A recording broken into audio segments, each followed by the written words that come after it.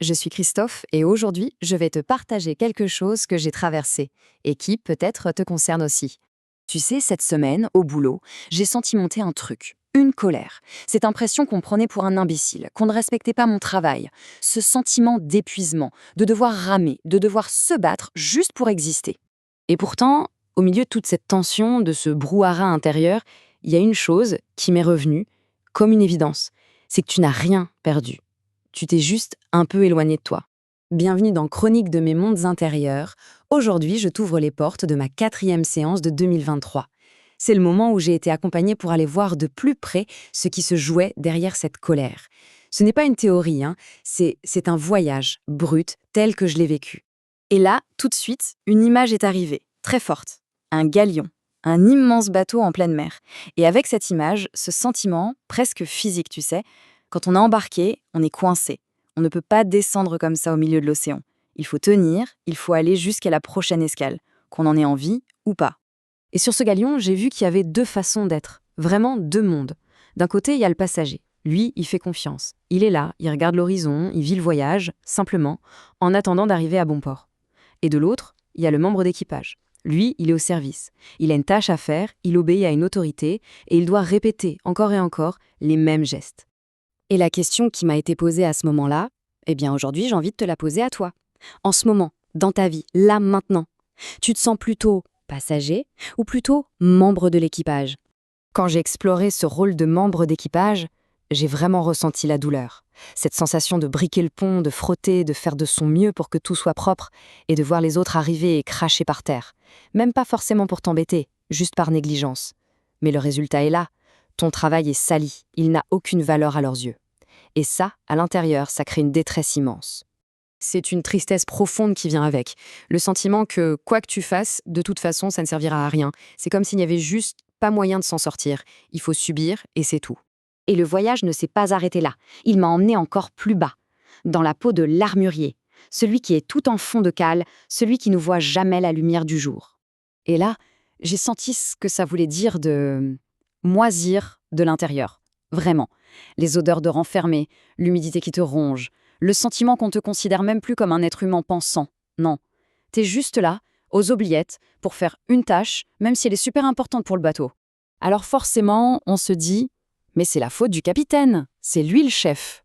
Du coup, j'ai voulu savoir ce qu'il ressentait, lui, tout en haut. Et là, surprise, derrière son autorité de façade, il y avait une fragilité, une peur panique de ne pas être à la hauteur. Sa mission, c'était ne pas faillir à son devoir. Et cette mission était devenue tellement importante qu'elle passait avant les humains, avant l'équipage. C'est dingue, parce qu'il le disait lui-même, c'est comme si ça m'aveuglait. Et c'est précisément à ce moment-là que tout a changé. Le déclic. Le moment où j'ai compris que je n'étais ni le membre d'équipage, ni l'armurier, et pas plus le capitaine. Le voici, ce point de bascule. C'est tout simple, mais ça change tout. Ses rôles, ses souffrances, ses postures, ce n'est pas qui on est. C'est juste un point de vue, un costume qu'on enfile, qu'on emprunte à un moment donné. Et la plus grande révélation, elle est là. La posture que je choisis d'adopter à l'intérieur, elle ne change pas seulement ma façon de vivre le voyage, elle change aussi la réaction des autres. Si je me vis comme une victime qui subit, le monde va me traiter comme une victime. C'est une sorte de miroir. Du coup, le véritable enseignement de tout ça, ce n'est pas d'apprendre à changer de bateau ou à virer le capitaine. Non, c'est d'apprendre à changer de posture à l'intérieur de soi. Et ça se résume en 3 choix très concrets qu'on peut faire chaque jour. D'abord, choisir consciemment sa posture. Est-ce que je suis passager ou membre d'équipage aujourd'hui? Ensuite, s'ouvrir à la surprise, à l'inattendu. Et enfin, le plus puissant, viser à aimer en toutes circonstances.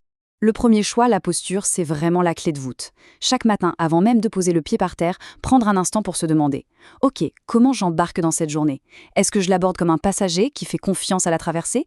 Ou est-ce que j'enfile mon costume de membre d'équipage qui rame et qui subit ?» Rien que cette décision, ce choix conscient, ça change complètement la couleur de la journée. C'est notre gouvernail. À partir de là, il y a 2 chemins. Le premier, c'est de continuer à faire une affaire personnelle de tout ce qui nous arrive. C'est le chemin de la colère, de la frustration, où on se bat contre tout. Et puis il y a le second chemin, celui où on comprend que l'important ce n'est pas la destination finale, mais l'expérience qu'on vit chaque jour. Et ce chemin-là, il nous nourrit. Et forcément, quand on choisit ce second chemin, le voyage devient beaucoup plus paisible. Parce qu'il est fait pour un cœur qui est lui aussi apaisé. En fait, la paix n'est pas le but à atteindre, c'est le chemin lui-même. Franchement, le dernier film que j'ai vu était plutôt décevant. L'intrigue manquait sérieusement de profondeur. Enfin, ce n'est que mon avis personnel après tout. Si ce que je viens de te partager a fait écho en toi, si ça a touché quelque chose, tu peux cliquer sur le pouce levé, laisser un commentaire pour me dire ce que tu as ressenti et bien sûr t'abonner pour ne rien manquer des prochains voyages. Et si tu penses à quelqu'un autour de toi qui se sent peut-être coincé sur son propre galion, partage-lui cet épisode, c'est un cadeau qui peut parfois tout changer.